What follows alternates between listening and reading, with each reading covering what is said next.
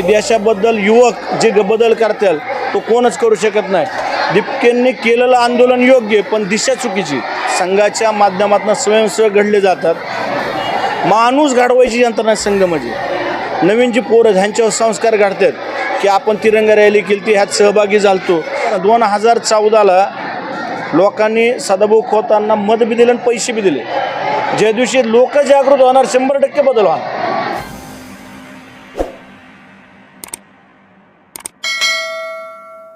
भारतीय जनता पक्षाच्या वतीनं तिरंगा मोटरसायकल रॅलीचं आयोजन करण्यात आलेलं आहे. आपल्यासोबत भारतीय जनता पक्षाचे सोलापूरचे जिल्हाध्यक्ष गणेश चिवटे आहेत. आपण त्यांच्याशी बातचीत करणार आहोत. आज भारताचा 80वा स्वातंत्र्य दिवस आहे.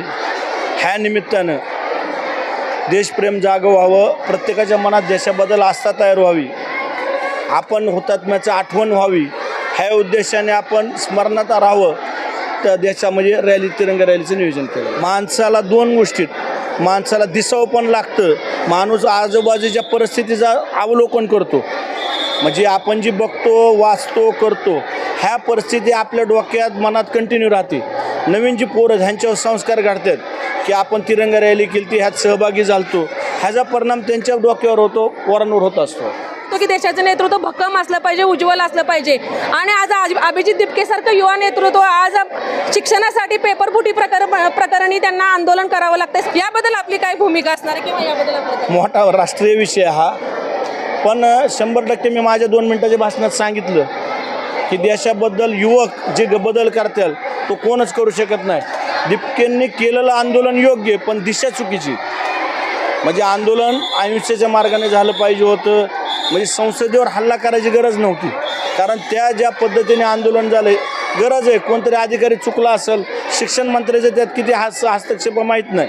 पण देश चिघळत चालल्यावर पंतप्रधानांनी सगळ्यांनी निर्णय घेऊन त्यांना विनंती राजीनामा दिला. ते की सर नोकरी नाही आहेत किंवा युवा पिढीला संघर्ष मोठ्या प्रमाणात करावा, याकडे आपण कसं पाहतो? ऐका ना, देश बदलत चालला आहे. लोकसंख्या वाढीचा दर मोठा आहे.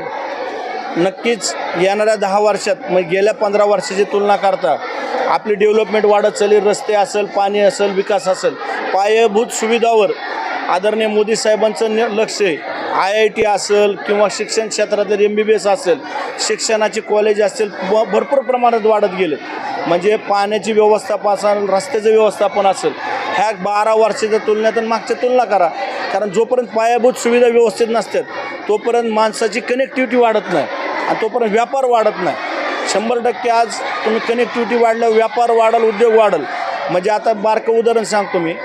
आमच्यात 250 कोटीचा पूल मंजूर झाला आहे. त्या पोंद इथला चिकलठाण ते इंदापूर जोडणारा शेतकऱ्यांची मागणी होती. परिणाम असा होतोय माल शेतात तयार होणारा माल जोपर्यंत रस्त्यावर चांगल्या पद्धतीने निघत नाही 2 रुपये किमान त्या किमतीचा फरक पडतो.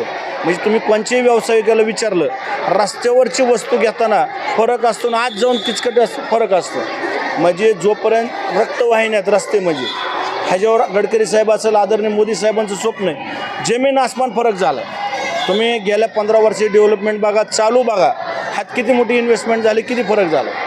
भारत महासत्ताक बनण्यासाठी काय प्रयत्न करावा लागतो? युवकांनी देशाबद्दल प्रेम वाढलं पाहिजे. कारण वृत्ती बदलली पाहिजे. म्हणजे संघाच्या माध्यमातून स्वयंसेवक घडले जातात. माणूस घडवायची यंत्रणा संघ म्हणजे संघटना नाही. म्हणजे कोणत्या पक्षात काम करावं हा नियम संघाचा नाही. पण माणूस देशप्रेमी घडला पाहिजे, माणसात घडला पाहिजे. ही अशा वृत्त्या तयार झाल्या पाहिजे, अशा संघटना चांगल्या झाल्या पाहिजे. त्या माध्यमातून देशाबद्दल अभिमान असला पाहिजे. लोकांची वृत्ती बदलली पाहिजे. 100% बदल होईल. म्हणजे मोठं उदाहरण 2014ला लोकांनी सदाभाऊ खोतांना मत बी दिले आणि पैसे बी दिले. ज्या दिवशी लोक जागृत होणार 100% बदल होणार.